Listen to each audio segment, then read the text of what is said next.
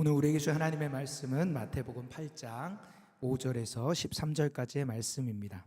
마태복음 8장 5절에서 13절까지의 말씀, 이 시간 한 절씩 번갈아 가면서 교독하실 때 살아계신 하나님의 음성으로 들으시길 바랍니다. 예수께서 가버나움에 들어가시니 한 백부장이 나와 간구하여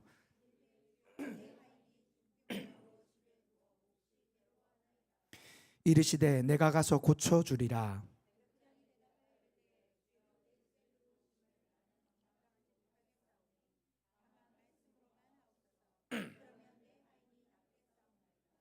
나도 남의 수하에 있는 사람이요 내 아래에도 군사가 있으니 이더러 가라 하면 가고 저더러 오라 하면 오고 내 종도로 이것을 하라 하면 하나이다.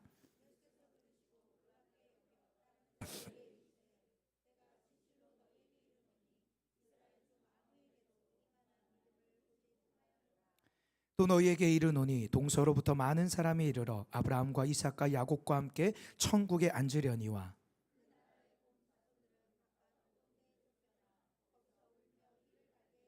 함께 읽겠습니다. 예수께서 백부장에게 이르시되 가라 내 믿은 대로 될지어다 하시니 그 즉시 하이니 나으니라. 아멘. 앉으면서 인사하겠습니다. 샬롬. 예, 우리 좌우 옆 사람에게 오늘은 동성이면 한번 꼭 안아주시고 이성이면 악수만 하시면서 하나님께서 당신을 사랑하십니다 인사하겠습니다.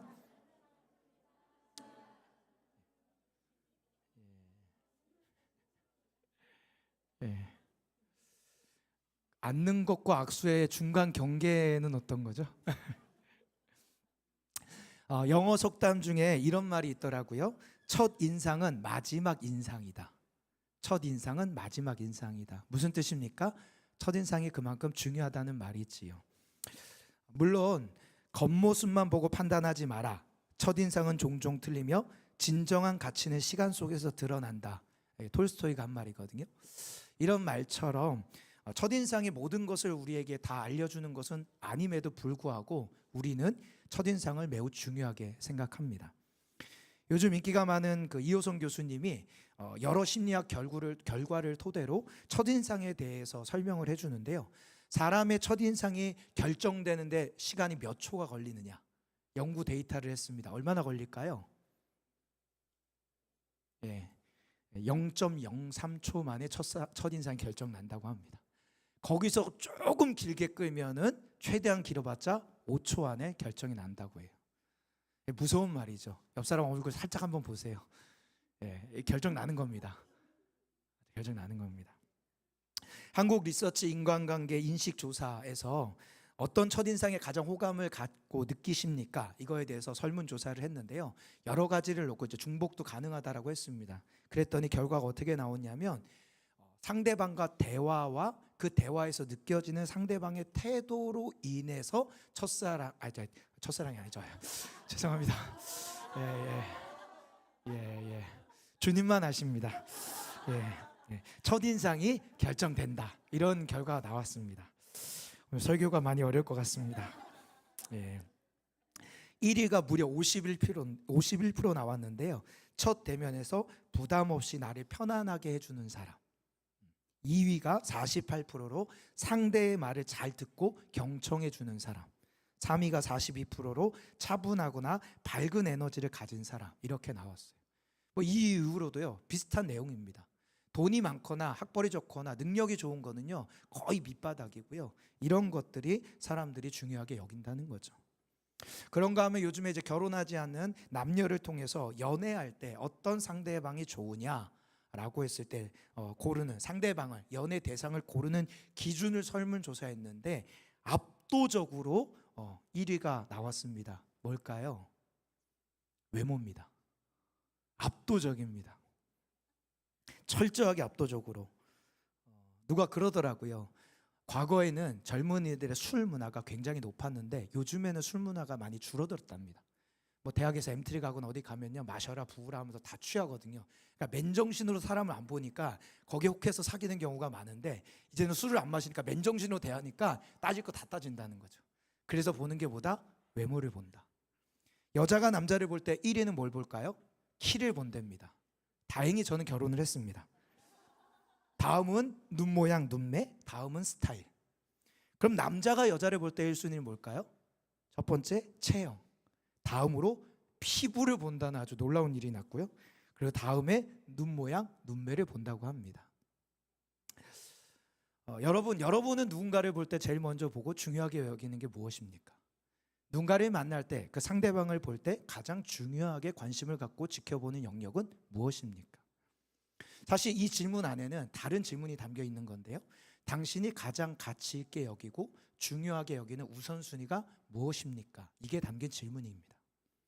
그래서 우리가 좋아하는 사람, 존경하는 사람, 닮고 싶은 사람, 따르는 사람을 잘 보면 이 사람이 뭘 중요시 여기는지를 발견할 수 있는 것이지요. 그런데 우리가 무엇인가 중요하게 보는 것들을 생각하는 것도 중요하지만 그것보다 더 중요하게 우리가 생각해야 되는 것이 있는데 그것이 무엇이냐? 그렇다면 예수님은 우리를 볼 때 뭘 먼저 보실까? 우리가 다른 사람을 볼 때 이것을 가장 먼저 본다면 예수님은 나를 볼 때 뭘 가장 먼저 보실까라는 질문을 우리는 반드시 해볼 필요가 있다는 것입니다. 오늘 우리가 읽은 본문은요, 예수님께서 백부장의 하인을 고쳐주시는 이야기입니다. 근데 제가 오늘 말씀을 준비하다 보니까 이 말씀 속에 굉장히 놀라운 표현 하나가 있다는 것을 발견하게 됐는데 그게 10절 상반절입니다. 오늘 본문 10절 상반절을 같이 읽겠습니다. 시작. 예수께서 들으시고 놀랍게 여겨 따르는 자들에게 이르시되. 지금 예수님께서 뭐라고 얘기하시냐? 놀랍게 여기셨다는 거예요. 누구를 놀랍게 여겼을까요? 이 백부장을 놀랍게 여겼다는 겁니다.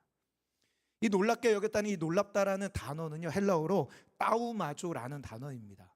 이 단어의 의미가 아주 심오 깊은 게 아니라 놀라운 것은 마태복음에서 이 단어가 사용된 곳은 딱 이곳 한 번밖에 없다는 거예요. 여기가 유일하다는 거예요. 무슨 말이냐면 예수님께서 공생의 기간에 만난 사람들 중에 가장 놀랍게 여긴 인물이 이 백부장이다라는 것을 보여주기 위해 이 단어를 이곳에서만 딱 한 번 사용하고 있다는 것이죠. 쉽게 말하면 예수님이 이렇게 얘기하는 거예요. 내가 살다 보니까 이런 사람 처음 봤다. 와, 이런 사람 내가 처음 봤다. 지금 이렇게 얘기하는 겁니다. 성경을 보면요, 예수님께서 칭찬한 사람들이 꽤 많이 등장을 합니다. 세례 요한이 있습니다. 여인이 낳은 사람 중에 가장 높고 위대한 사람이다. 또 나다나엘을 얘기하죠. 속에 간사한 것이 없다. 가난한 과부, 하나님 앞에 최고의 헌금을 드렸다. 예수님께 향유를 부인 여인, 내가 가는 곳마다 이 여인을 전해라. 모두가 다 엄청난 칭찬을 받았던 사람들이 분명합니다. 그런데 적어도 마태복음을 쓴 마태 눈에는 그 수많은 사람들 중에도 가장 원탑으로 예수님이 칭찬하고 놀랍게 여긴 사람은 누구다? 이 백부장이다라는 거예요. 더 놀랍고 충격적인 것은 이 백부장은요, 유대인이 아니라는 겁니다. 이방인이에요. 오늘 본문에는 나오지 않지만 이 본문 내용과 똑같은 기록을 누가가 했는데 누가복음에 보면 이 백부장을 명확하게 이방인으로 기억하고 있다는 거예요. 유대인들이 인간 취급하지도 않던 그 이방인을 예수님이 오히려 그 유대인들 중에서도 가장 칭찬받을 사람, 이곳에 있는 유대인들에게도 보지 못했던 최고의 칭찬을 이 백부장에게 해주고 있는 거죠. 그렇다면 예수님께서 이 백부장의 어떤 모습을 보시고 이렇게 놀랍게 칭찬을 하는 것일까요? 그것이 10절 하반절 이어서 나옵니다. 하반절 읽겠습니다. 시작. 내가 진실로 너희에게 이르노니 이스라엘 중 아무에게서도 이만한 믿음을 보지 못하였느라. 예수님께서 백부장을 가장 놀랍게 여기신 이유가 뭐라고 말씀하십니까? 믿음 때문이다. 그가 가지고 있는 믿음 때문이라고 얘기하시는 거죠. 예수님 당시 이 백부장이라는 사람들, 지휘는 어떤 존재였냐면요, 로마 군대의 장관이에요. 자기 밑에 한 100명 정도를 지휘할 수 있는 그런 장교입니다. 우리나라로 따지면 한 중대장급은 되는데 사실 위치가 중대장이지 어떤 권력이나 파워나 힘은 그거보다 더한 존재가 이 백부장이에요. 그래서 이 백부장은요, 아무나 쉽게 될 수 있는 자리가 아니었습니다. 검증을 했어요. 여러 가지를 검증했는데 군사적 능력, 리더십, 용맹함, 성실성까지 검사를 해서 그 검증에서 합격을 받은 사람만이 오르는 자리가 이 백부장인 겁니다. 그래서 이 백부장에게는 어마어마한 강력한 권력을 주었을 뿐만 아니라 그 권력을 토대로 사회적으로나 경제적으로 많은 특권을 누릴 수 있던 자리가 이 백부장이었어요. 그런데 놀라운 것은 예수님이 이 백부장을 볼 때 이런 놀라운 그가 가진 권력, 그리고 그가 이룬 재력, 그가 쌓아올린 업적과 스펙, 이런 것에 관심을 두는 것이 아니라, 이런 것에는 전혀 관심 갖지 아니하시고 예수님이 이를 향해서 관심 갖는 오직 한 가지, 유일한 한 가지, 그게 뭐다? 믿음이라는 겁니다. 예수님을 향한 어떤 믿음을 그가 갖고 있느냐, 이것이 유일한 예수님의 관심사라는 겁니다. 여러분, 예수님이 얼마나 믿음에 관심을 갖는가 보여주는 또 다른 성경 구절 하나 보겠습니다. 마가복음 6장 6절입니다. 시작. 그들이 믿지 않음을 이상히 여기셨더라. 이에 모든 촌에 두루 다니시며 가르치시더라. 여러분, 이 말씀의 배경은 예수님께서 자신의 고향을 방문해서 열심히 가르쳤는데 예수님을 아무도 안 받아들이고 오히려 배척한 거예요. 그래서 그 고향을 떠나면서 고향 사람들을 향해서 하신 말씀이 이 말씀입니다. 말씀을 보니까 그들을 이상하게 여기셨다, 이렇게 얘기하거든요. 근데 이 재미난 것은 이 이상하게 여겼다는 단어가 오늘 본문의 백부장을 놀랍게 여겼다는 단어랑 똑같은 단어예요. 그러니까 이 마가복음 6장의 번역을 이렇게 할 수 있는 거죠. 예수님이 그들을 놀랍게 여기셨더라. 근데 그 이유가 뭐라고요? 이번엔 정반대로 그들이 믿지 않는 것 때문에, 역시 믿음에 관심을 갖고 보는 거죠. 예수님을 향해서 놀랍게, 예수님이 놀라셨다는 이 단어가 성경의 사복음서에 딱 여기 두 군데 나옵니다. 그러니까 예수님이 놀라는 반응은 유일한 하나인 거죠. 믿음. 사랑하는 성도 여러분, 예수님께서 우리를 보실 때 가장 중요하게 보시는 것, 믿음이라는 것을 기억하시길 바랍니다. 이 세상은 우리가 가진 소유를 보고 판단하고 우리가 이룬 일들과 업적을 보고 판단하지만 예수님은 그런 것에 전혀 관심이 없습니다. 우리가 예수님을 믿은 다음에 혹은 예수님을 믿기 전에 우리가 얼마를 소유했느냐, 어떤 일을 이뤘냐, 어떤 스펙을 쌓았느냐, 예수님 그거 하나도 중요시 여기지 않는다는 거예요. 그것보다 어떤 상황에 있을 때, 어떤 환경에 있을 때, 어떤 일을 할 때, 그때 예수님을 향한 어떤 믿음을 가지고 반응하느냐, 그게 예수님이 중요하고 관심 갖게 보는 것입니다. 바라기는 오늘 말씀을 통해 예수님께서 놀랍게 보시는 믿음이 무엇인지 깨닫고 그 믿음이 우리에게 부어지는 놀라운 은혜가 있길 주님의 이름으로 축복합니다. 말씀을 준비하면서 백부장의 모습을 보다 보니까 세 가지가 눈에 들어왔습니다. 세 가지를 다 얘기하기에는 굉장히 시간이 많이 갈 것 같아서 오늘은 첫 번째 하고 다음 주에 2탄을 준비해서 두 번째, 세 번째를 좀 나누고자 합니다. 예수님께서 놀라신 백부장의 믿음의 첫 번째 모습, 사실 이것은 믿음이라고 말하기엔 좀 조심스럽지만 그래도 예수님이 우리에게 기대하시는 삶의 태도와 인격, 그것이 나타나는데 그게 뭐냐? 약한 자를 돌보는 삶, 이웃을 사랑할 수 있는 인격을 백부장이 가지고 있었다는 겁니다. 오늘 본문 5절에서 6절을 우리 같이 한번 읽어보겠습니다. 5절 6절입니다. 시작. 예수께서 가버나움에 들어가시니 한 백부장이 나와 간구하여 이르되 주여 내 하인이 중풍병으로 집에 누워 몹시 괴로워하나이다. 예수님께서 가버나움에 딱 들어가시자마자 한 백부장이 예수님께 나와 자신의 하인이 중풍병으로 누워서 괴로워하고 있으니까 고쳐주십시오라고 요청을 했다는 겁니다. 근데 여기에 이제 주인이 하인을 향해서 표현하기를 뭐라고 하냐면 몹시 괴로워하고 있습니다, 이렇게 표현해요. 이 괴로워한다라는 단어는요, 어떤 뜻이 담겨져 있냐면요, 고문을 하다, 고문을 당한다, 고문으로 인한 극심한 고통을 느끼다, 이런 뜻이 있는 단어예요. 그러니까 지금 중풍병으로 해서 당하는 고통이 엄청나게 큰 것을 표현하고 있는 겁니다. 근데 그것도 모자라서 더 강조하기 위해서 괴로워한다 앞에 어떤 하나를 붙였어요? 몹시, 매우. 재밌는 것은 이 단어도 여기가 유일합니다. 마태복음에 이 몹시라는 단어가 여기 딱 한 번 쓰여요. 그만큼 지금 이 하인이 당하는 고통이 극심한 거예요. 그래서 이 사건과 동일한 이야기를 기록한 누가는 이거를 어떻게 표현했냐? 그가 죽게 되었다, 죽음의 고통을 느끼고 있다, 이렇게 표현한 거죠. 이런 고통을 느끼는 하인의 상황을 백부장이 알고 그래서 그 백부장이 그 하인을 고쳐달라고 예수님께 요청하는데 자신이 친히 직접 그 일을 하고 있다는 거죠. 그럼 우리는 평범하게 읽는 이 글귀를 모르겠지만 이것은 당시에 엄청난 파격적인 이야기입니다. 상상할 수 없는 이야기입니다. 왜냐하면 예수님 당시 로마 제국 내에 있는 나라들 안에는요, 종이라고 부르지도 않죠. 노예라고 불렀는데 그 노예들은요, 법적으로 사회적으로 사람 취급 못 받고 물건 취급받던 시대였다는 거예요. 제가 설교를 준비하면서 이것저것 자료를 찾아보니까요, 재미난 자료가 많더라고요. 로마의 학자이자 정치가였던 마르쿠스 테렌티우스 바로, 이름도 되게 어렵죠. 하여튼 이런 사람이 있었대요. 근데 그가 농업에 필요한 도구를 설명해 주는데 세 가지로 분려서 설명해 줬대요. 첫 번째, 수레 같은 소리 없는 도구를 사용해라. 두 번째, 소 같은 소리를 내는 도구를 사용하라.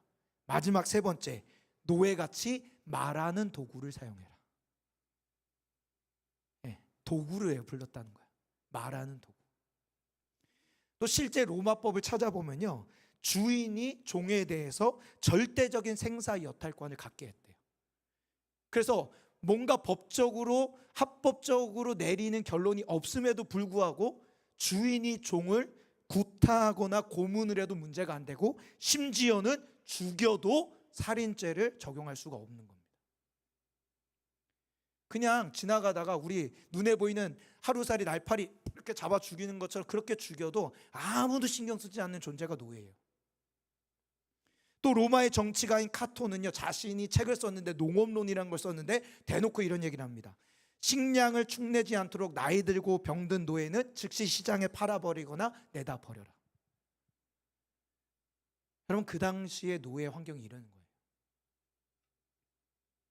그러니까요, 여러분, 지금 백부장 입장에서 중풍병에 걸려서 고통당하는 하인을 딱 했을 때 어떤 게 일반적인 거예요?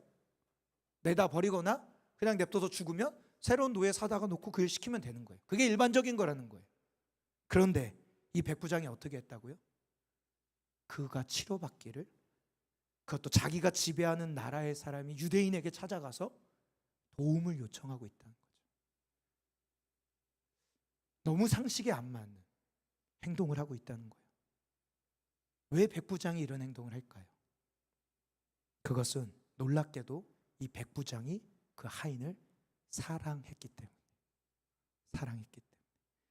병행 구절인 누가복음 7장 2절 말씀, 우리 화면을 보고 있겠습니다. 시작.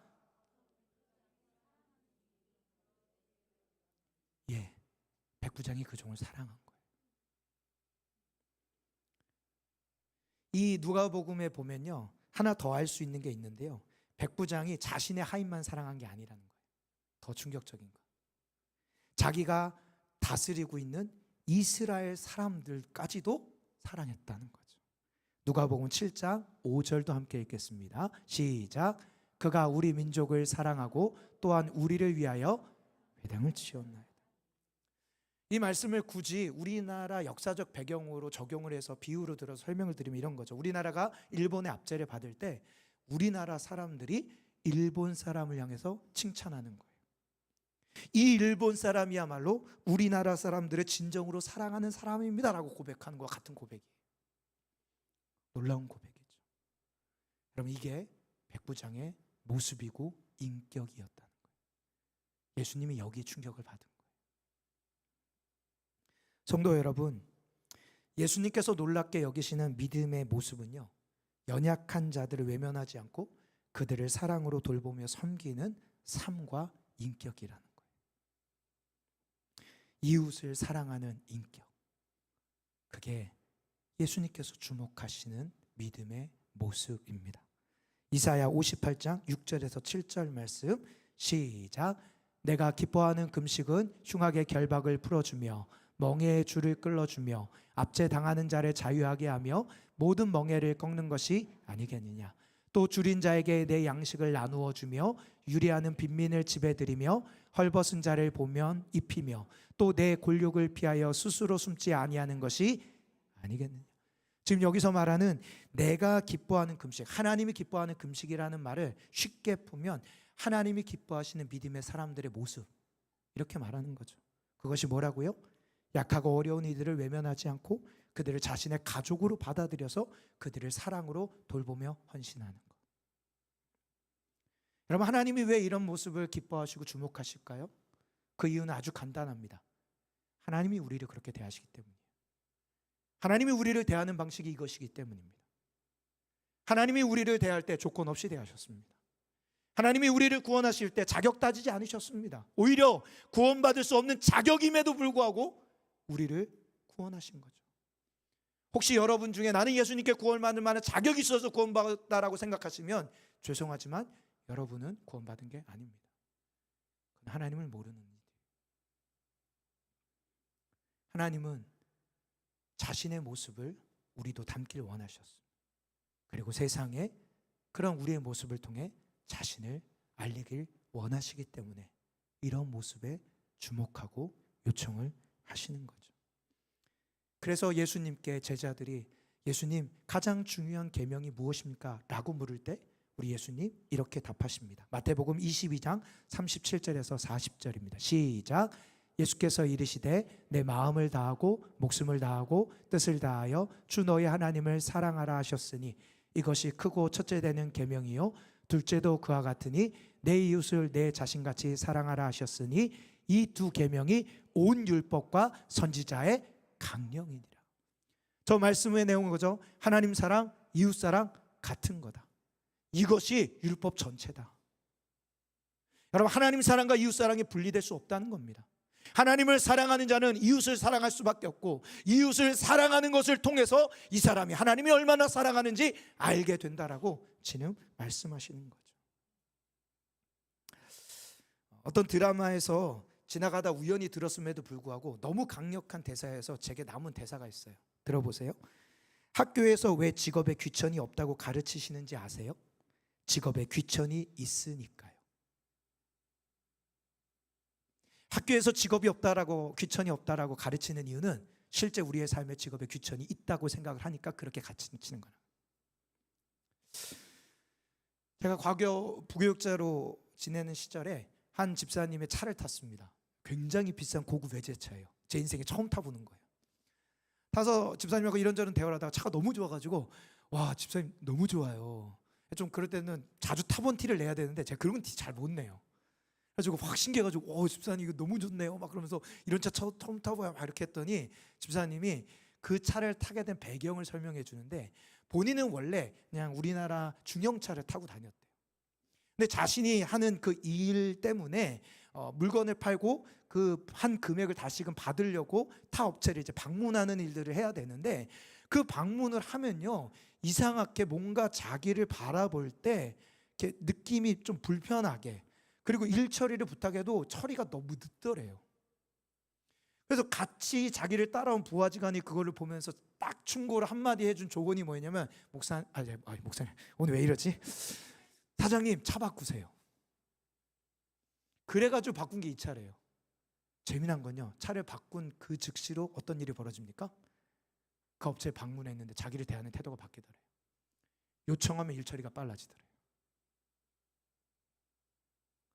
안타깝게도 우리가 살아가는 이 시대는요 모두가 평등하다라고 주장하는 시대임에도 불구하고 사람들을 다양한 기준으로 나누고 대합니다. 특별히 부의 기준으로 사람을 대하죠. 꽤 오래전의 이야기인데도 불구하고 제가 마음에 너무 아팠던 이야기는 제가 살고 있던 아파트 안에서 벌어지는 이야기라고 들었는데 엄마가 자기 자녀에게 아파트 평수를 가르쳐줍니다. 같은 아파트 단지 안에서도 평수가 달랐거든요. 저 아파트는 몇 평, 이 아파트는 몇 평. 그래서 이 아파트는 낮은 평수니까 여기에 사는 친구는 가능한 한 만들지 마. 아빠의 차를 알려줍니다. 이거는 대형, 이거는 G형, 이거는 송형, 이건 경차. 경차를 타는 친구는 가능하면 만들지 마. 이게 엄마가 자신의 자녀에게 가르친 이야기였습니다. 여러분 이러다 보니까요 사람들이 점점 이런 것들을 부끄러워합니다. 돈이 없는 것으로 사람이 부끄러워하고요. 대학을 가지 못하거나 집 밖에 있는 대학을 간 것으로 부끄러워하고요. 남들이 인정하는 직장이 아닌 남들이 알아주지 않는 직장을 갈 때 부끄러워합니다. 여러분 솔직하고 정직하게 여러분을 돌아보십시오. 여러분의 자녀들이 대학을 못 갔을 때 여러분은 어떻게 반응하시겠습니까? 어느 날 내 아이가 나 대학 안 가 라고 얘기했을 때 여러분이 제일 먼저 하는 반응은 무엇입니까? 여러분의 자녀가 결혼할 대상이라고 데려올 때 그 자녀의 대상에 가장 관심 갖고 여러분이 가장 먼저 묻고 싶은 질문은 무엇입니까?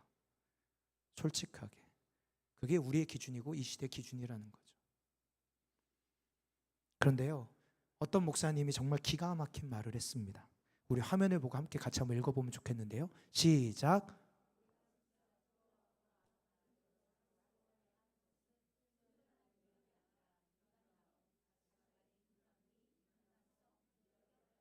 예, 기가 막힌 말이죠. 여러분, 우리가 진짜 부끄러워야 되는 건요, 돈이 아니에요. 나 돈이 없어. 나 통장 잔고가 없어. 나 지방에 있는 대학을 다녀. 그게 우리가 부끄러워할 게 아니라는 겁니다. 진짜 부끄러워할 건 그 사람의 인간성, 그 사람의 인격.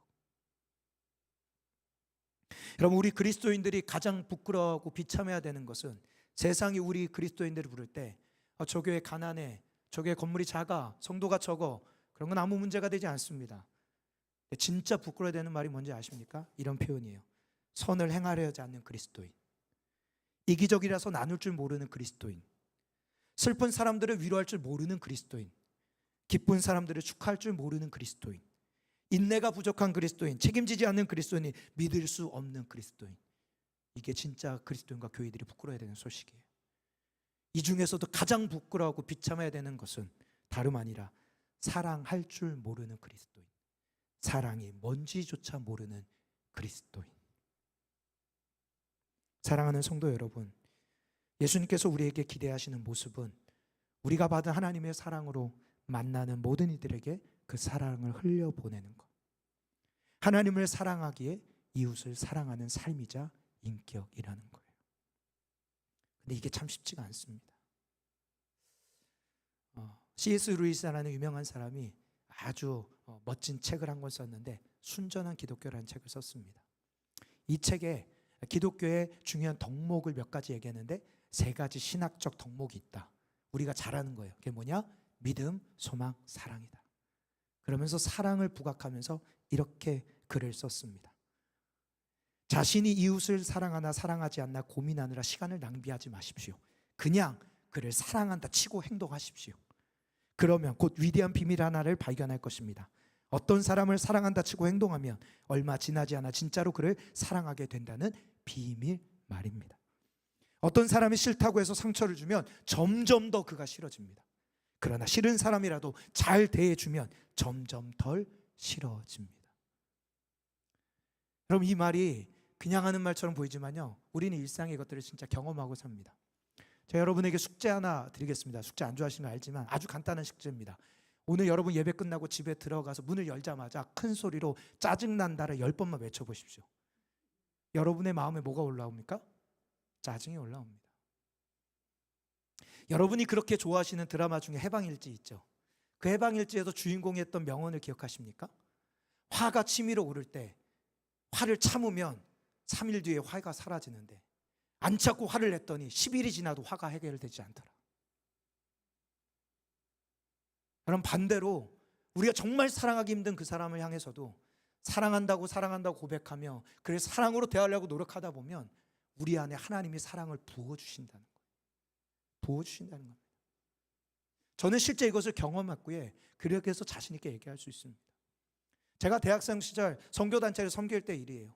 리더가 됐고 대표가 됐습니다. 리더가 되고 대표가 되니까 공동체를 진짜 잘 섬겨야지 결단했어요. 여러분, 그 결단한다고 막 사랑이 일어날까요? 아니에요. 멤버들이 전혀 사랑지 않지만 내가 리더가 됐기에 그들을 사랑하기로 결정한 거죠. 그리고 나서 하나님 앞에 기도합니다. 하나님, 제가 그들을 사랑할 수 있도록 도와주십시오. 그렇게 기도하다가 하나님, 이들을 사랑하기 위해서 내가 뭘 할까요? 라고 기도하는 가운데 하나님이 지혜를 주신 게 중간고사 기간 멤버들이 어렵게 공부를 하니까 그들을 격려하고자, 그래서 나름 한 번도 안 해봤던 생애 첫 번째 미션을 해본 거에 깜짝 선물을 준비해 본 거예요. 돈이 얼마 없고 가난했으니까 제가 가지고 있는 전 재산을 털어서 비타 500 그리고 초콜릿, 간식 이걸 해가지고 포장을 해가지고 거기에다가 친히 손엽서까지 포스트잇에 아주 깨알같이 써가지고 제 멤버 4명인가에게 그걸 주려고 준비했습니다.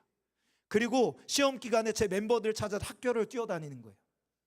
그렇게 뛰어다니면서 한 명 한 명에게 주고 있는데, 그런데 마침 그렇게 찾아다니고 돌아다니고 제 손에 이거를 들고 있는 그 순간 제 멤버가 아닌 다른 선교단체 지체를 만난 거예요.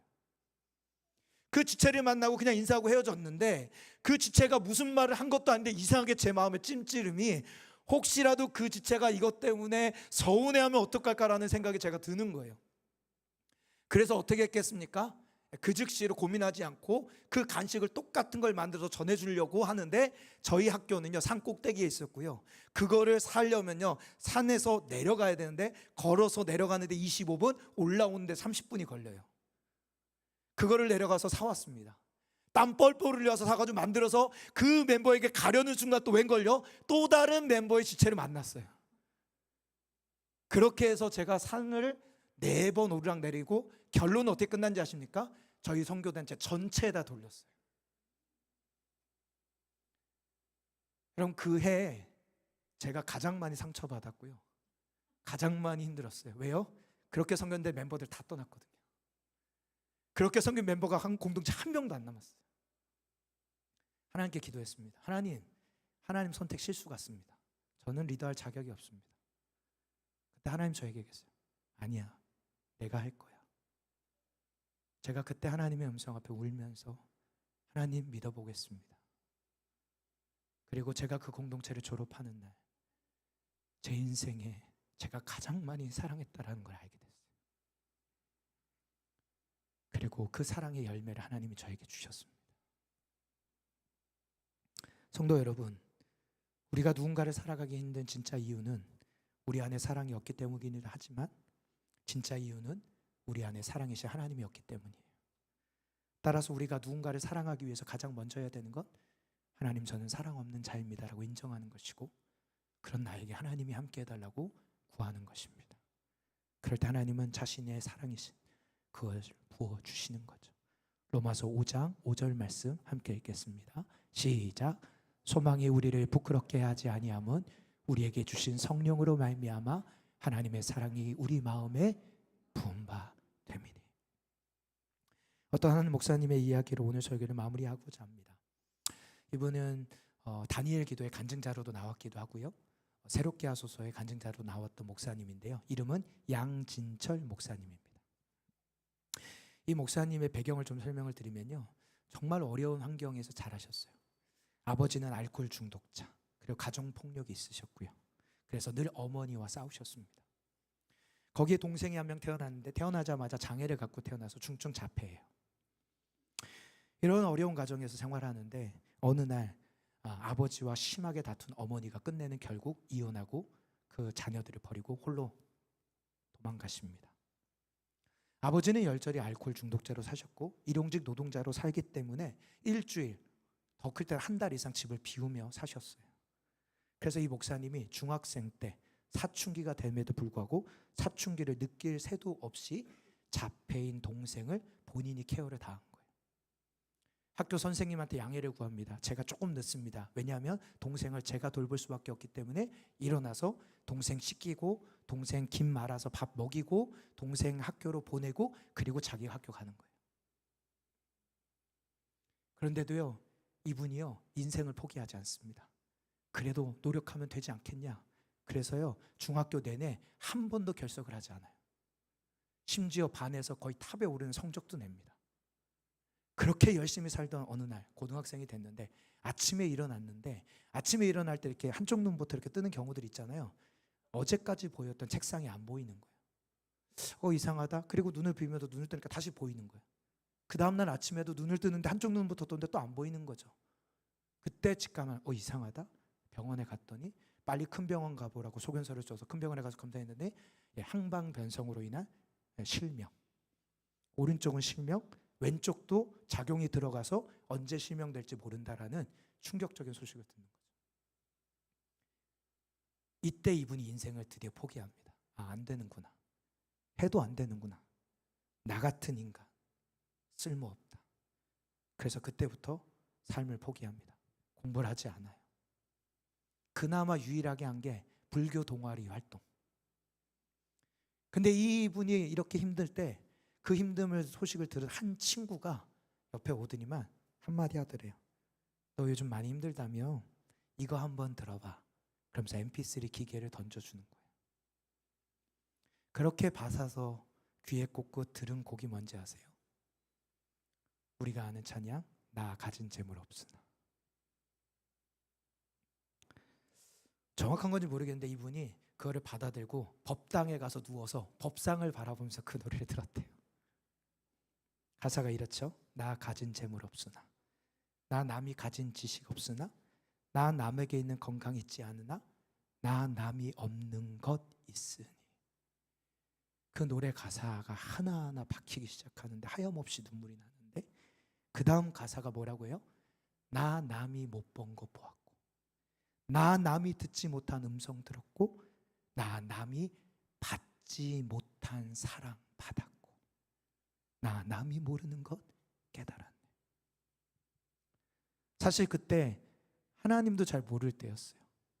어떤 존재인지도 모르는데 그 가사를 통해서 그 존재가 자기한테 말하는 게 느껴지는 순간 펑펑 울었대요. 펑펑 울었대요. 근데 불교 동아리 학생회장 출신이어서 하나님의 이름은 못 부르겠고 존심이 상해서, 그래서 그 가사에다 부처님을 넣어서 불렀대요.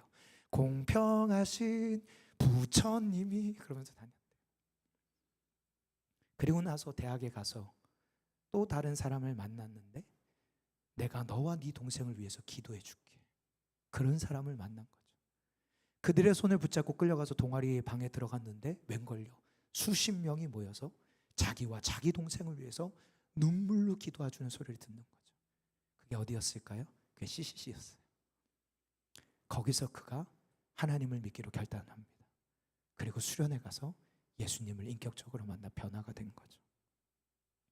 이분이 변화된 다음에 동생과 자기가 눈이 안 보이니까 일반 교회에서 생활하기가 너무 힘들어서 장애인들이 모이는 교회를 찾아가다 보니까 그 교회가 예능 중앙교회라는 교회를 찾아갑니다. 그래서 그 교회에서 청년으로 생활하다가요, 세례를 받고요, 신학을 가고요, 전도사가 되고요, 목사가 되고요, 최근에 그 교회 담임 목사님 되셨어요. 담임 목사님이 됐는데요, 신기하게 이분이요, 그 시각 장애인들을 위한 고등학교에 다시 진학을 했다는 거예요. 여러분, 목사가 됐다라는 말은요, 대학과 대학원을 졸업한 거거든요. 근데 그런 사람이 고등학교에 갔다. 너무 신기하죠. 이유가 그거래요. 나는 한쪽 눈은 그래도 보이지 않냐, 근데 내가 섬기는 성도는 두 눈이 안 보인다. 그들의 마음을 내가 이해하고 싶다. 그들의 아픔을 공감하고 싶다. 그래서 그 아이 고등학교를 가서 똑같이 공부를 하는 거예요. 여러분, 놀랍지 않습니까? 고통의 삶을 살아온 그분이 어떻게 더 낮은 곳을 향할 수 있을까요? 그분이 최근에 책을 지었는데요, 그 책 제목이 보이는 세상, 보이지 않는 하나님. 보이지 않는 세상, 보이는 하나님. 이게 제목이에요. 여기 책에 이런 글이 있어요. 들어보세요. 저는 대학생이 되어 예수님을 믿기 전까지 제 삶을 한없이 원망했습니다. 그 원망은 제 마음에 커다란 구멍이 되어갔습니다. 아마 제가 예수님을 알지 못하고 좋은 교회를 만나지 못했다면 제 마음의 구멍은 블랙홀이 되어 저를 삼켜버렸을 것입니다. 그런 제게 예수님께서 찾아왔습니다. 인생의 패배자였던 제게 찾아오신 예수님은 저를 위해 피 흘려 돌아가셨다고 말씀하셨습니다. 제가 예수님의 소중한 자녀라고 해주셨습니다. 하나님이 든든한 아버지가 되어주셔서 앞이 보이지 않던 저를 보호하시고 인도해 주셨습니다. 저와 우리 진수는 동생이에요. 진수를 있는 그대로 받아주는 엄마 같은 공동체를 만나게 해 주셨습니다. 그리고 저희 가정에서 받은 상처가 교회라는 큰 가정을 통해 회복해 가게 하셨습니다. 이 목사님이 다니엘 나와서 새롭게 하소서 방송에 나올 때마다 간증할 때 절대 빼뜨리지 않는 이야기가 하나 있는데, 장모님 이야기예요. 그 교회에 가서 한 자매를 만나 결혼을 했거든요. 근데 그 자매는 엄마가 시각장애인이에요. 그 엄마의 시각장애인 어머니를 잘 돕느라고 어머니가 다니는 시각장애인 교회에 다닌 거죠. 그러다가 이 목사님과 사랑을 해서 결혼을 한 거예요. 근데 여러분 생각해 보세요. 이 딸은 정상일인데 이 목사님은 지금 제가 얘기한 것처럼 배경이나 모든 조건이 안 좋잖아요. 결혼하면 자폐 동생까지 책임져야 되는 거예요. 어떤 부모가 흔쾌히 하겠습니까? 그런데 그 부모님이 흔쾌히 결혼을 허락해 줬다는 거죠.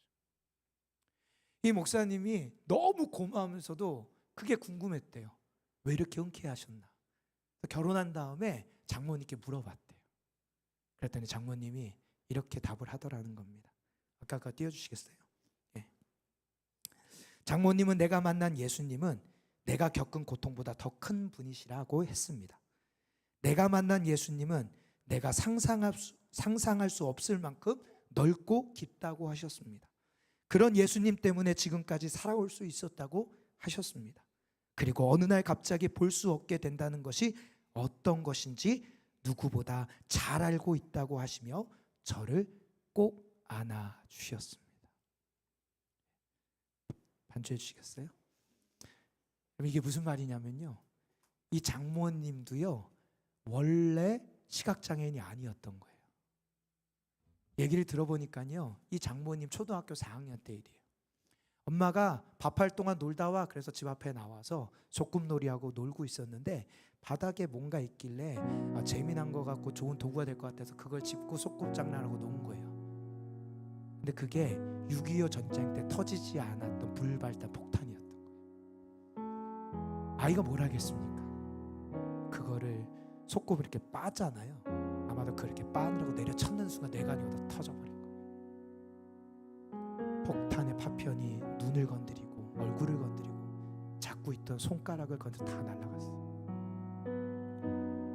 수술로 다행히 생명은 건졌지만 망구를 적출할 수밖에 없었고 얼굴은 온통 흉터고 손가락은 절단해서 장애인이 된 거죠. 하루아침에 눈이 안 보이는 거예요.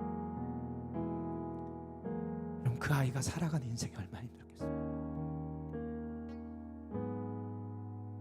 그분이 자라서 남편을 만났는데 남편도 시각장애인이에요. 여러분, 시각장애인 부모가 자녀를 낳아서 자녀를 기르는 거 상상해 보십니까?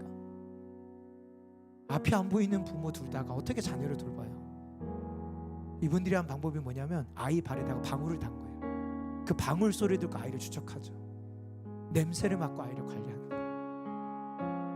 그렇게 귀하게 기른 딸. 근데 그 딸을 이 목사님에게 허락하는 거죠. 근데 그렇게 허락하는 이유가 뭐라고요? 그거 내가 아니까. 어느 날 아침에 눈이 안 보이는 아픔 나는 아니까.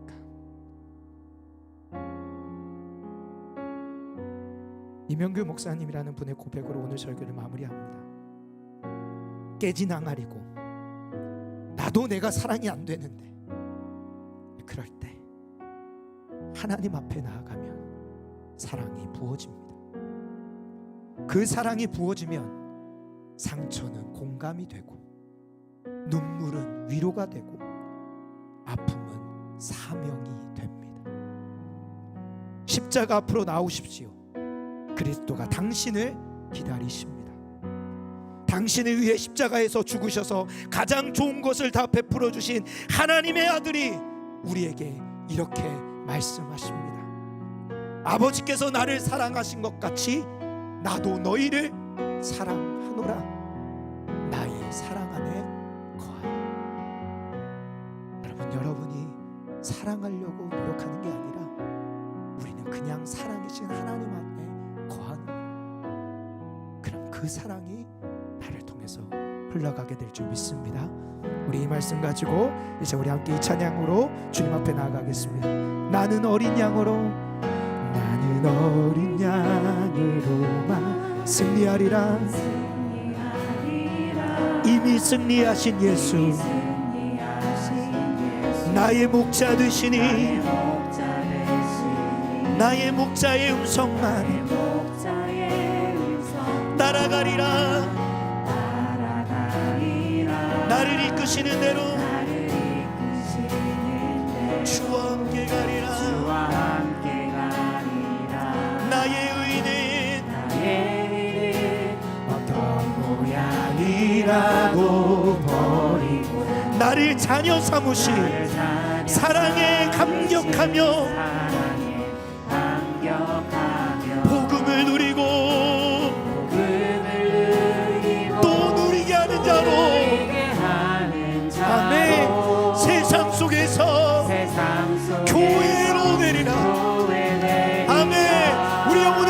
기도하십시다. 예수로 충분하다. 예수로 충분하다. 나의 영혼아 잘 들으라. 너 예수로 충분하다. 다른 것 붙잡았던 너의 손을 예수의 옷자락. 우리 이 시간 두 손 높이 들고 예수로 충분하다. 예수로 충분하다. 예수로 충분하다. 나의 영혼아 잘 들으라. 너 예수로 충분하다. 다른 것 붙잡았던 너의 손을 거두어 예수의 옷자락만 이 시간 우리 주여 한번 부르짖고 여러분 들은 말씀 위해서 기도하겠습니다. 기도합니다. 주여 하나님 이 시간 하나님 깨어지 나가는 것 같은 우리 누군가를 사랑하기에 너무나도 서툴고 너무나도 연약한 두성이 사랑할 힘이 없고 사랑할 마음이 없고 인생의 무거운 짐을 지고 가는 우리에게 하나님 말씀하십니다. 나에게로 나오라. 내게로 나오라. 내가 너희를 채우며 내가 너희를 붙들며 내가 너에게 사랑을 부으사 그 사랑을 이루어가는 삶을 주시겠다는 말씀하십니다. 하나님 우리가 이 하나님의 사랑 앞에 믿음으로 말하겠습니다. 하나님 우리가 하나님의 사랑을 하는 자로 그래서 사랑을 하는 그리스도인 사랑하는 그리스도인 은혜가 가득한 그리스도인 은혜가 가득한 보배남 교회가 될 수 있도록 주여 붙잡아 주시옵시고 역사하여 주옵소서. 여러분 이 시간 우리 한 가지만 더 기도할 때 여러분 이 시간 여러분의 좌우 옆 사람을 위해서 기도해 주십시오. 최근에 몸이 아픈 우리 성도들이 있습니다. 우리 정순주 권사님의 염증이 다시금 재발해서 지금 입원해서 치료 중에 있고요. 또 어머니가 아픈 분도 있습니다. 하나님 고쳐주옵소서. 백부장의 요청처럼 저도 주님 앞에 나아가 기도하오니 하나님 내 옆사람의 아픔을 위로하여 주옵소서. 내 옆사람의 아픔을 위로하여 주옵소서. 하나님이 내 옆사람의 가정과 자녀를 긍휼히 여겨 주옵소서. 아픈 그들을 치료하여 주시옵시고 마음의 아픔에 눈물을 흘린 자들을 위로하여 주셔서 하나님의 사랑으로 일어나는 역사를 허락하여 주시옵소서. 여러분의 패밀리를 위해서 주여 한번 부르짖고 기도하겠습니다. 주여 하나님이여 임하셔서 하나님이여 임하셔서 하나님 우리가 서로를 위해서 기도합니다. 하나님이여 임하셔서 아버지 하나님이여 임하셔서 하나님 우리 정준수 권사님 붙잡아 주옵소서. 아버지 하나님의 임하셔서 하나님 우리 정민 권사님의 어머님을 붙잡아 주옵소서. 주님이여 하나님 우리 이산병 성도님의 장모님의 건강을 붙들어 주옵소서. 아버지 하나님이여 임하셔서 우리 표현 집사님 건강을 붙잡아 주옵소서. 하나님 우리 자녀들을 붙잡아 주옵소서. 하나님 우리 성도들이 서로를 위해서 기도할 때 하나님의 놀라운 위로하심이 임하게 하여 주옵소서. 오 주여 붙잡아 주옵소서. 오 주님이여 붙들어 주옵소서. 하나님의 사랑이 온전케 하는 은혜를 허락하여 주옵소서. 나의 성령으로 말미암아 사랑을 부음받음이니 하나님의 사랑이 우리 안에 머물러 말미암아 우리를 온전케 하고 취함을 새롭게 하는 그 놀라운 역사하심이 하나님의 일하심 하나님의 그 사랑이 하나님 우리 몸에다 공동체에 나타나시고 충만한 자리 되게 하여 주옵소서. 하나님 우리는 깨진 항아리여서 내가 나도 사랑이 안 됩니다.